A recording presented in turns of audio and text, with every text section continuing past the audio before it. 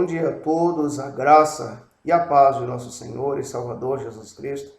Eu gostaria de convidar você nesse dia a abrir comigo no Evangelho de Lucas, no capítulo de número 4, versos de número 18 e 19. O texto sagrado nos diz assim: O Espírito do Senhor está sobre mim, pelo que me ungiu para evangelizar os pobres, enviou-me para proclamar libertação aos cativos, restauração da vista aos cegos, pôr em liberdade os oprimidos e apregoar o ano aceitável do Senhor. Eu quero dar um título à nossa reflexão e o título é A Ação do Espírito Santo de Deus. Quando nós nos deparamos com o capítulo 4 do Evangelho de Lucas, nós podemos observar que o Evangelho de Lucas, no capítulo 4, vai mencionar a respeito do Senhor Jesus sendo levado pelo próprio Espírito Santo ao deserto para ser tentado pelo diabo. Jesus acabara de ser batizado por João Batista. O Espírito Santo de Deus desce em forma corpórea de uma pomba. Escuta-se uma voz do céu dizendo: Este é o meu filho amado, a ele ouvi. E logo em seguida, após Jesus ter sido então batizado por João, por essas coisas terem acontecido, por sua fama ter corrido por toda aquela região, Jesus vai passar um tempo somente ele, o Espírito Santo e o próprio diabo. E nota-se que durante esses 40 dias em que Jesus não come nada, em que Jesus passará por um momento de grande tribulação, por grandes tentações, Jesus Cristo, ele vai vencer aquela batalha através do conhecimento da palavra de Deus. Ele se defende contra o diabo, usando a palavra de Deus. O alimento que Jesus vai usar para manter-se nutrido naquele momento é o alimento espiritual. E ele, de fato, derrota o diabo no deserto, no pior deserto da sua vida.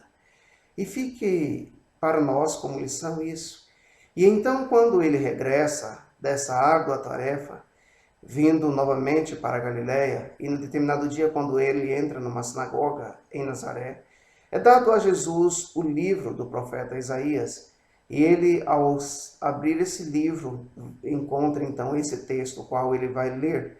E esse texto vai dizer a respeito desses 5 passos importantes, exercidos com excelência por Jesus Cristo. Então ele começa a ler e a primeira coisa que é mencionado é que o Espírito do Senhor estava sobre Jesus, pelo que o ungiu para evangelizar os pobres. E de fato Jesus o fez da melhor forma possível. Jesus, ao evangelizar aquelas pessoas, ao trazer as boas novas do reino de Deus às pessoas, ele fazia com que essas pessoas pudessem conhecer mistérios a respeito do reino de Deus, nunca antes anunciados às pessoas, até o fora, mas de forma obscura, mas agora havia clareza nesse anúncio das boas novas aos pobres. E quando se fala em pobres, aqui não fala de pobre em recurso, mas pobre de espírito. Pessoas que desconheciam o que era a obra de Deus. E agora Jesus, então, estava evangelizando, estava dando a essas pessoas o privilégio de conhecer as boas novas do reino de Deus, essa boa notícia. Também o Senhor fala a respeito de proclamar libertação aos cativos. A história de Israel nos mostra que Israel foi cativo de muitas nações, de muitos impérios, entre os quais podemos destacar o Egito, a Babilônia, a Síria, entre outros, Roma. Mas Jesus agora vai falar da libertação dos cativos espirituais, de pessoas que muitas vezes são escravos de tantas coisas. Atualmente, nós temos percebido pessoas que são cativos ao vício, cativos da informática, cativos muitas vezes de usos e costumes. E a essas pessoas, Jesus ainda continua libertando. Ele é poderoso para libertar. Jesus restaurou vista aos cegos. Naquele tempo, quantas pessoas não tinham o privilégio de enxergar?